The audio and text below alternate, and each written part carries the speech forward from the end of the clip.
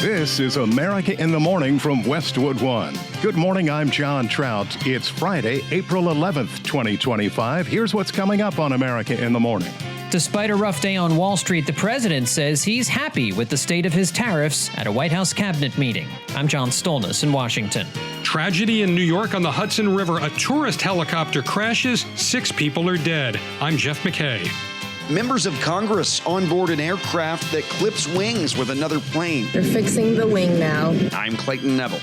The Supreme Court says a Maryland man in jail in El Salvador must come back to the U.S. The historic Wednesday stock market rally is now a memory as trade tensions between the U.S. and China wreak havoc with investor sentiment. I'm Peter Schacknow. Publishers Clearinghouse is filing for Chapter 11 bankruptcy protection. I'm Ed Donahue. And a Russia-U.S. prisoner swap. All ahead on America in the Morning.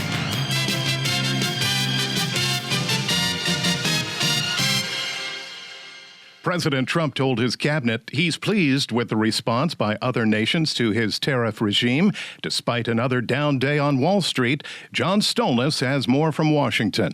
Tariffs took up a large portion of the agenda for the president's cabinet meeting yesterday, with Trump telling his cabinet and reporters he's trying to get the world to treat the U.S. fairly.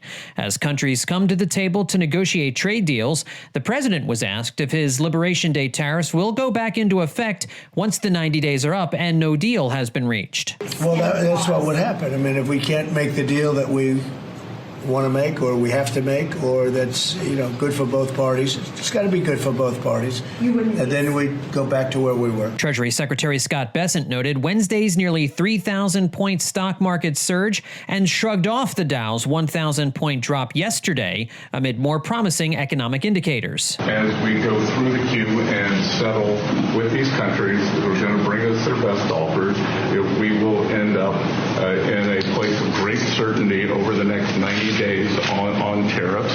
We had very good inflation numbers today.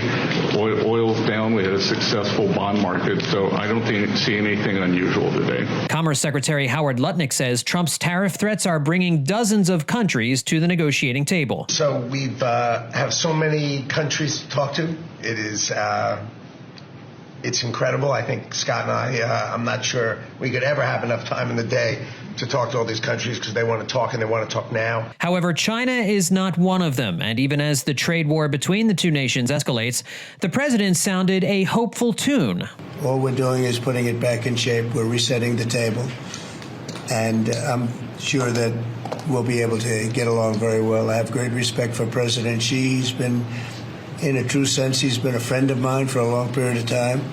And I think that we'll end up working out something that's very good for both countries. With regard to Europe, Trump said he plans on negotiating with them as one bloc, not multiple countries. The EU is very smart, but they really have taken advantage of the United States. They were formed for the purpose of taking advantage of the United States. John Stolnis, Washington. There was tragedy in New York after a tourist helicopter carrying family members from Spain plunged into the Hudson River, killing all 6 people on board, including 3 children. America in the Morning's Jeff McKay has the story. 3 adults and 3 children were on board. The pilot and a family visiting from Spain. The New York helicopter's chartered chopper was carrying a pilot, 2 adults, and 3 children. It took off from a heliport in Lower Manhattan, circled the Statue of Liberty, and then went to the George Washington Bridge. It was flying south above the Hudson River on what was a normal sightseeing flight when something went horribly wrong. Audio courtesy of Broadcastify. Yeah, I've located the chopper. It's north of the vents right here, right where I'm sitting. It's upside down in the water here. The helicopter, identified as a Bell 206 Long Ranger, appeared to have a catastrophic failure, falling from the sky upside down without its tail rotor or main blades attached, and splashing into the Hudson River off the coast of Hoboken, New Jersey. Bruce Hall witnessed the crash. The plane started falling apart in midair, and then the tail came off, and then just flipped over in midair and started falling into the ground. Propeller still propelling without the plane helicopter as it was falling. New York City Police Commissioner Jessica Tisch said the NYPD Aviation Unit and police and fire department divers were immediately dispatched. NYPD divers pulled 4 people from the crash site, and FDNY divers recovered an additional 2. Immediate life-saving measures were undertaken on the vessels at the scene, as well as the adjoining pier. 4 victims were pronounced dead on scene, and 2 more were removed to local area hospitals, where sadly both succumbed to their injuries. In Manhattan, the Spanish consulate of New York City confirmed the 5 passengers were tourists, a family from Spain. At least 32 people have died in helicopter crashes in New York City since 1977. Most recently in 2019, when a helicopter used for executives hit the roof of a Manhattan skyscraper in restricted airspace, the pilot was killed. I'm Jeff McKay. Another airplane incident at Reagan International. We'll have that and more when America in the Morning returns after these messages.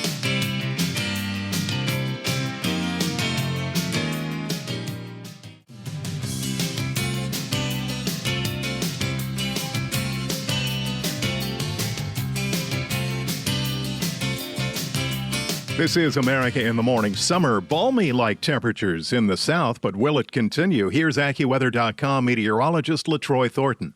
Thursday was the hottest day so far this year across a number of places in the West, including cities such as Salt Lake City and Tucson that fell just a degree short of tying daily record highs, and Phoenix, which did tie a record by reaching 100 degrees for the first time this year. The warmth will continue today as high pressure remains fairly strong overall, with 70s reaching northwestern Nevada and western Colorado, and no shortage of 80s and 90s through the Four Corners region.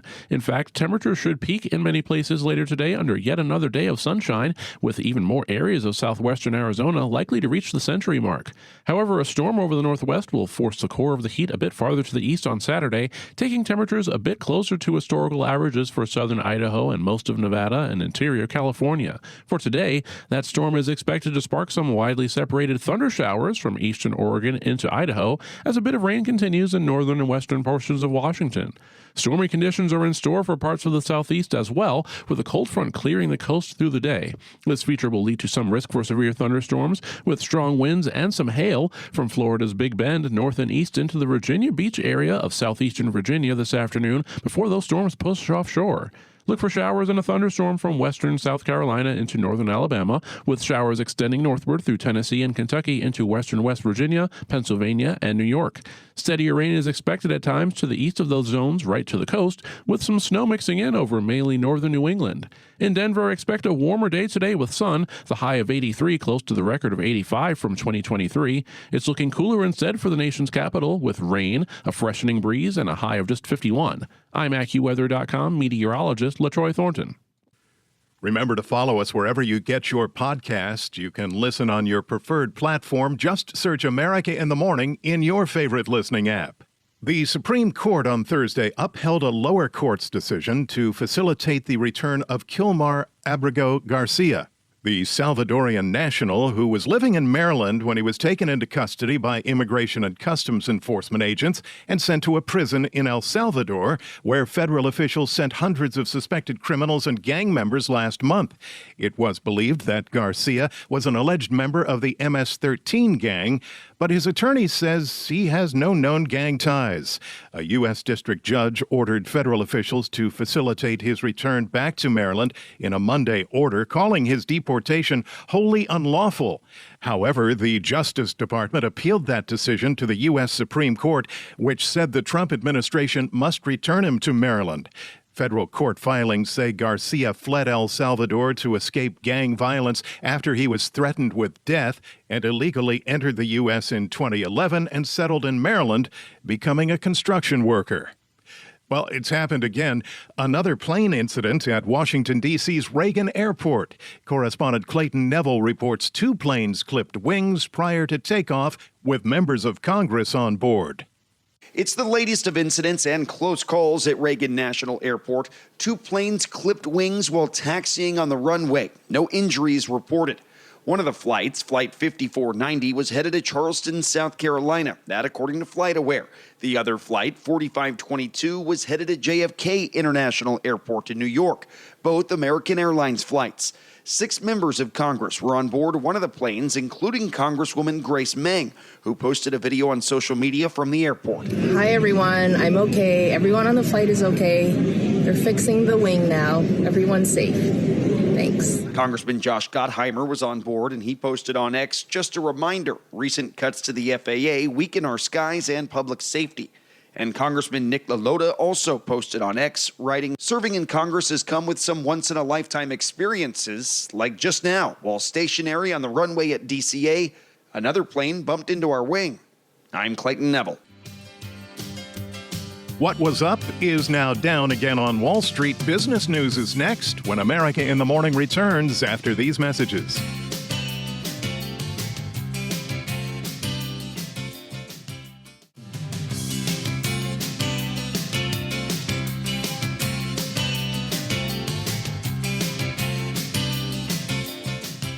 The Business Report is brought to you by Fisher Investments. Fisher Investments takes a disciplined approach with investing, helping clients navigate volatile markets. Learn more at FisherInvestments.com. Here's CNBC's Peter Schacknow with Friday Business. First, the good news. The stock market held on to the majority of the gains achieved in Wednesday's substantial rally. The bad news, the dizzying Wall Street roller coaster is still running at full speed, with the Dow down as many as 2,200 points on Thursday before erasing a good chunk of that loss. The 90-day tariff pause that sparked Wednesday's rally is still in place, but tensions between the U.S. and China have ramped up, with the U.S. now raising tariffs on China to 145%. Wisdom Tree chief economist Jeremy Siegel says the tariff controversy makes for a difficult backdrop for investors. The shock of what happened, I don't think you can get that out of consumers' mind or investors' mind for quite a while. The stock market's reaction to the ongoing tariff news has been anything but consistent, but the opposite is true for the White House negotiating strategy, according to National Economic Council Director Kevin Hassett. I think that what's been going on all along is the president recognizes that in order to get the big change that we need for America's workers, like these are really fundamental changes that we're talking about, that we need to create enough pressure on our trading partners that things the American presidents have been asking for the last decades are actually offered at the table. We don't yet know how consumers will react as the tariff drama rolls on. A study out this week from the Bank of America Institute showed consumers trying to get ahead of tariffs in at least one category, according to Institute head Liz Everett-Chrisberg. Where there was no mixed message was in autos.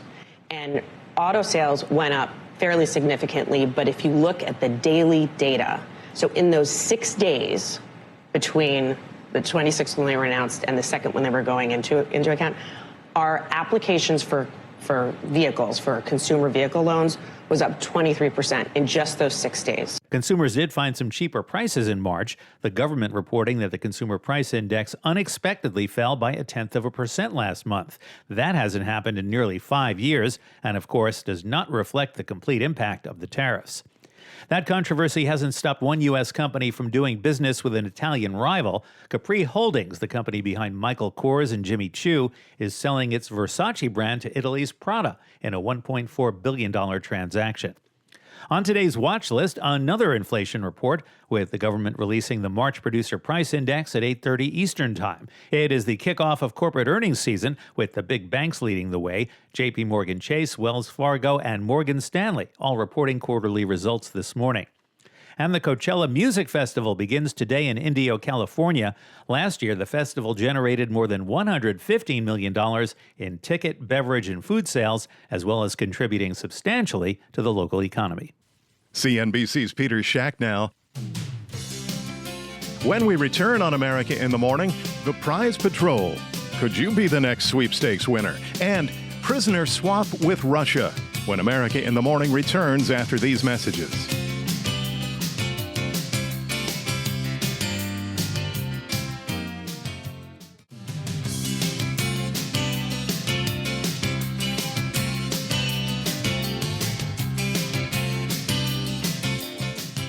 The prize patrol is staying, but the company known for its sweepstakes and massive check giveaways is in need of a win of its own. Ed Donahue explains. Publishers Clearinghouse is filing for Chapter 11 bankruptcy protection. The marketing and sweepstakes company is known for its commercials. The Publishers Clearinghouse Prize Patrol will surprise a new $10 million winner. The sweepstakes involved magazine subscriptions. They've handed out large checks. I won $100,000. We won $125,000. I won $250,000. Publishers Clearinghouse says it will use the bankruptcy process to finalize a shift away from its legacy business to become a pure digital advertising model. But the prize patrol is not going away. The company says it's awarded over $500 million in prizes. I'm Ed Donahue. A ballerina is back on U.S. soil, part of a prisoner swap with Russia facilitated by President Trump. Correspondent Julie Walker reports.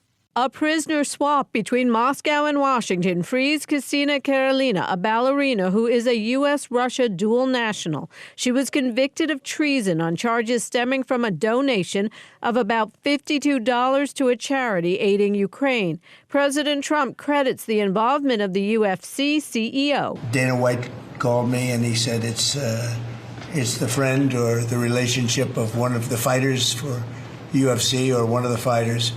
And Dana's an incredible guy, and we spoke to President Putin about it, and they made a deal. Karelina's fiancé is pro boxer Chris Van Heerden. On the other end of the exchange, Arthur Petrov, a Russian-German jailed on charges in the U.S. of smuggling sensitive microelectronics to Russia. I'm Julie Walker. America in the Morning for Friday, April 11th, 2025 is produced by Jeff McKay. I'm John Trout. This is Westwood One.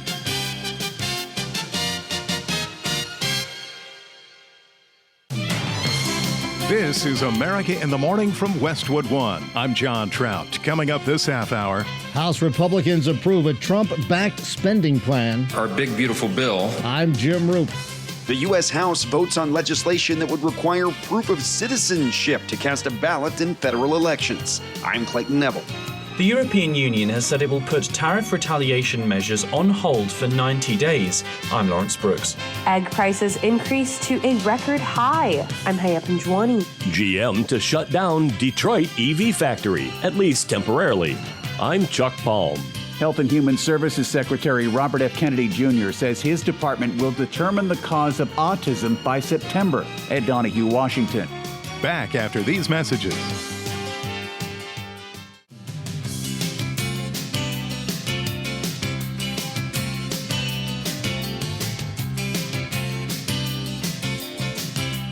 America in the Morning continues. On the watch for severe thunderstorm activity today, here's AccuWeather.com meteorologist LaTroy Thornton.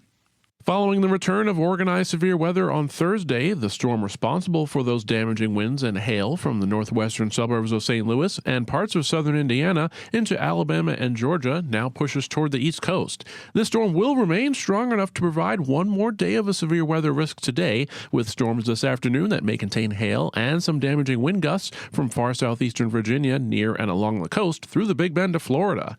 As this disturbance transitions to more of a coastal storm, it's going to mean plenty of rain from western North Carolina northward through the Appalachian Mountains, the mid-Atlantic coast, and much of Pennsylvania and New York State today, with at least a spotty shower on the fringes of precipitation from the eastern shores of Lake Erie southward into Tennessee.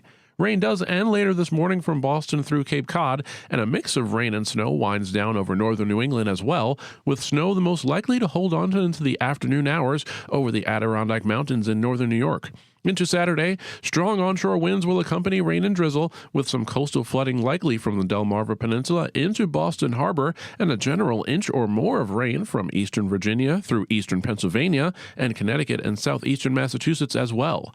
That's it for widespread organized precipitation over the United States to end the work week today. A storm pushing through British Columbia will continue to produce some showers for a time over mainly northwestern Washington, with a cold front even sparking a few afternoon thunder showers from eastern Oregon into north central Idaho.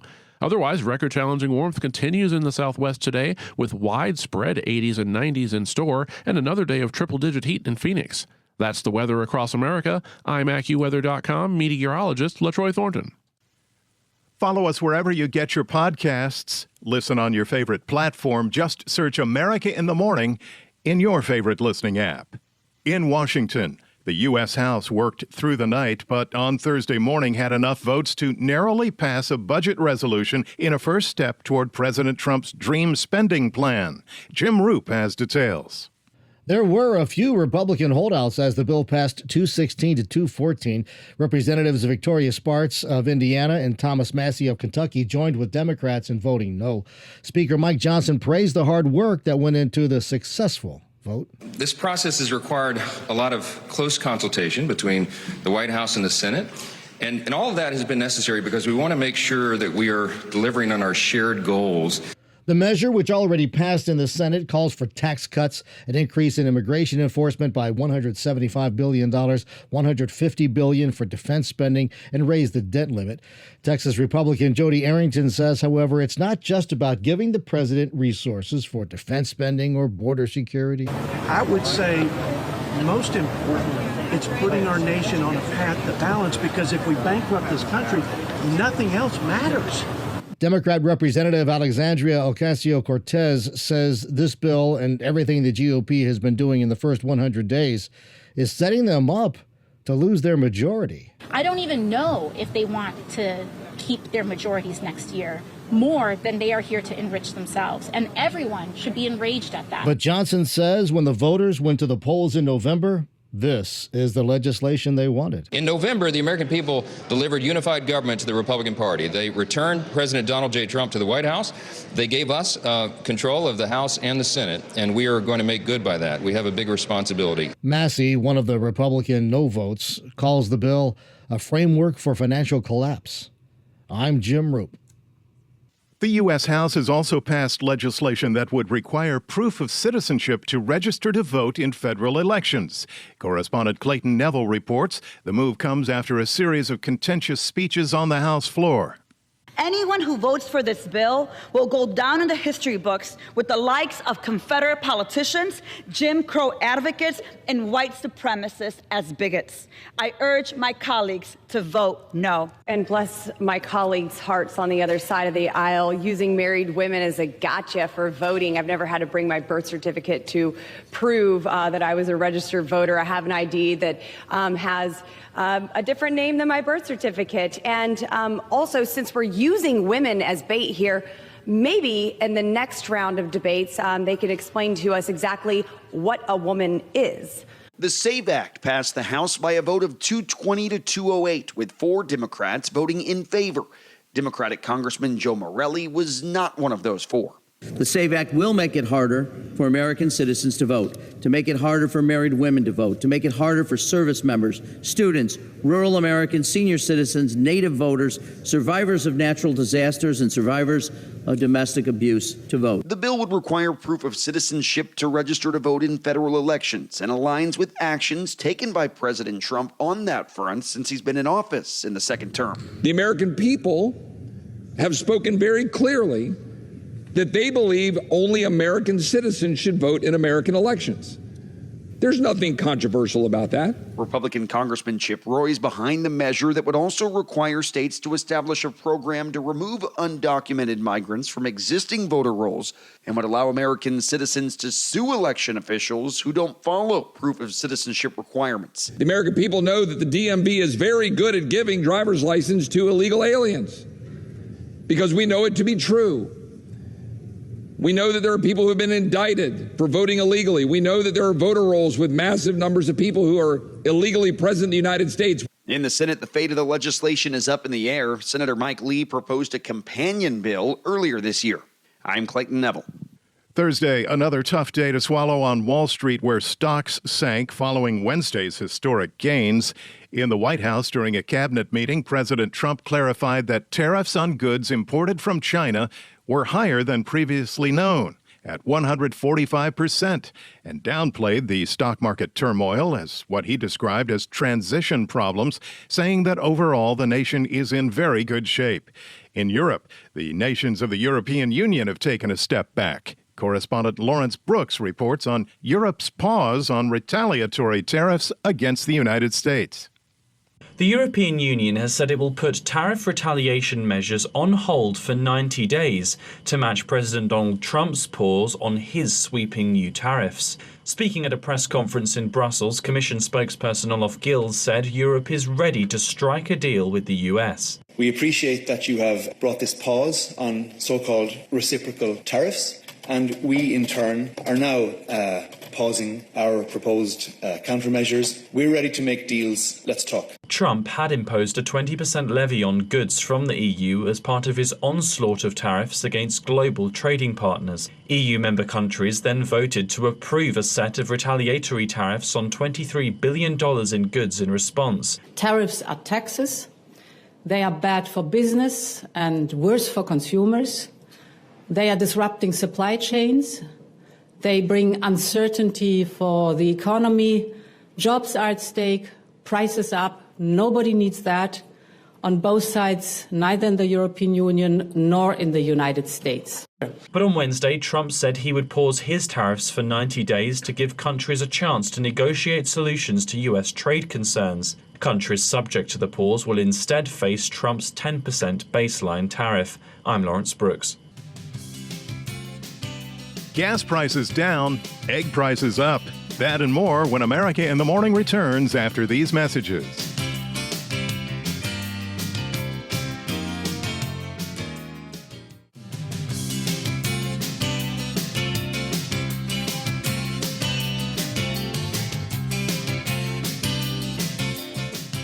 While the cost of gas has dropped slightly this week, the overall prices are higher than they were at the end of February.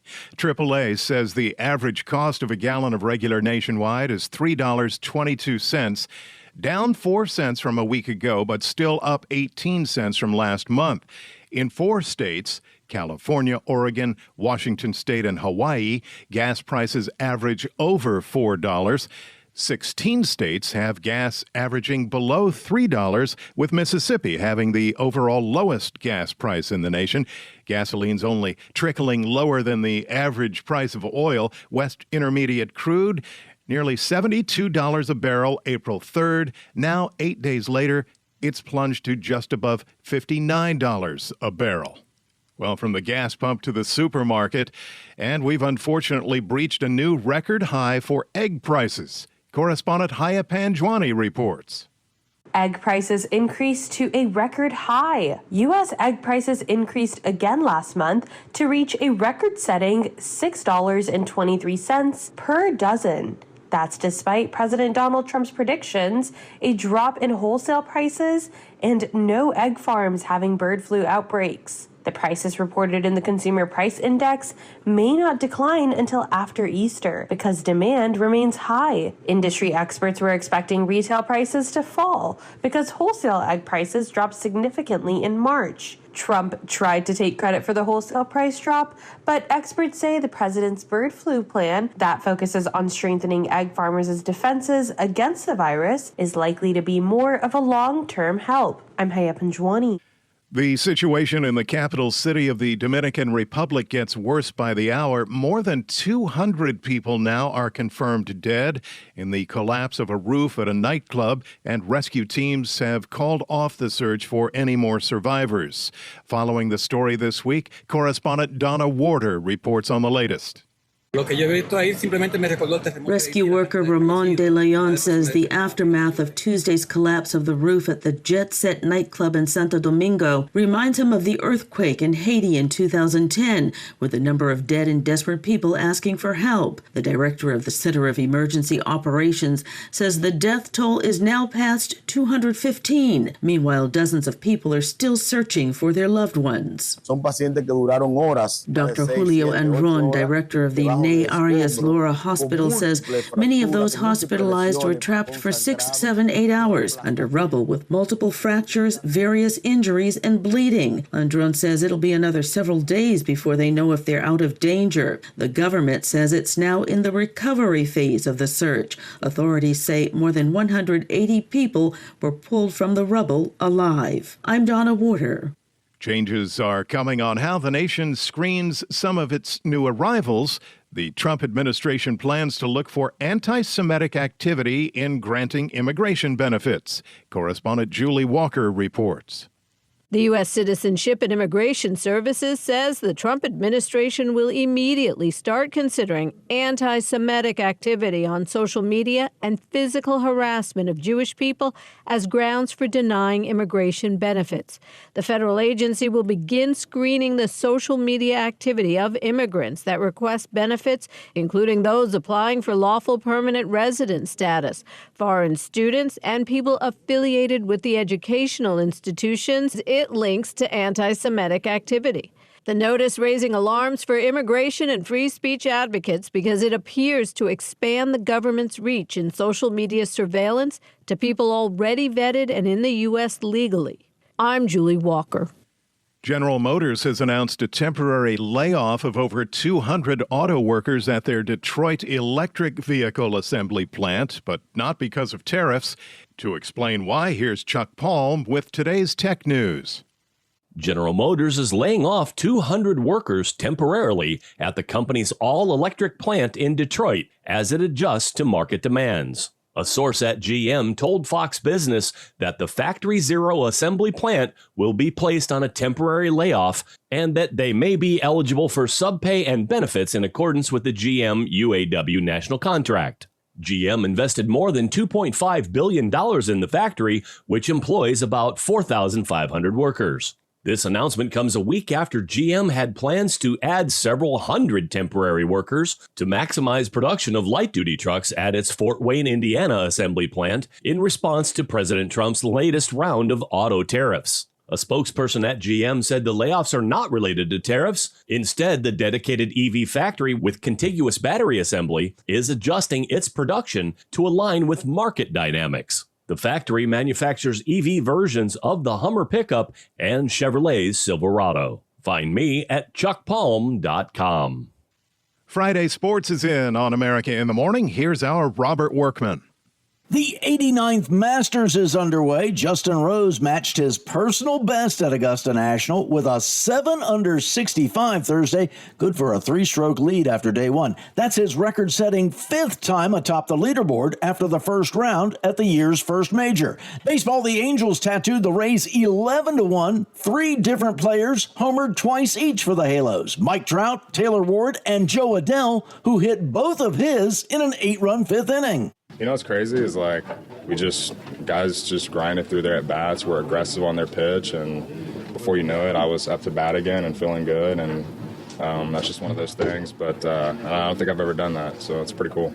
Elsewhere, the Braves outlasted the Weatherman and the Phillies, winning 4-2 in 11 innings after a nearly 3-hour rain delay mid-game. Marcell Ozuna sent everyone to bed with a 2-run walk-off homer just before 1 a.m. Red Sox shaded the Blue Jays in 10 innings to avoid a 4-game sweep at home. Guardians whipped the White Sox. That's Chicago's 8th straight loss. NHL, the Capitals weathered the Hurricanes 5-4 in a shootout to wrap up the top seed in the East playoffs, while the Jets shut out the Stars 4-0. Winnipeg now just 1 point away from securing home ice in the West. Connor Hellebuyck stopped 24 shots for his 45th win and 8th clean sheet this season. NBA, Anthony Edwards had 44 points to lead the Timberwolves over the Grizzlies. Everybody plays in the NBA tonight, 15 games, and they'll do it again on Sunday to wrap up the regular season. The postseason play-in round begins on Tuesday. That's Friday Sports. Thank you, sir. A new view on autism. When America in the Morning continues after these messages.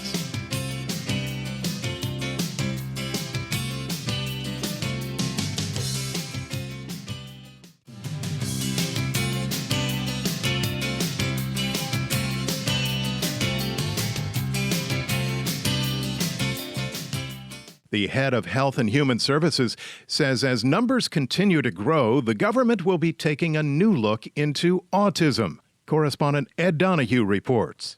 Health and Human Services Secretary Robert F. Kennedy Jr. says his department will determine the cause of autism by September. Kennedy is a longtime critic of vaccines and has pushed a discredited theory: routine childhood shots cause autism. You have now the autism rates have gone from now most recent numbers we think are going to be about 1 in 31, 1 in 20, so they're going up again.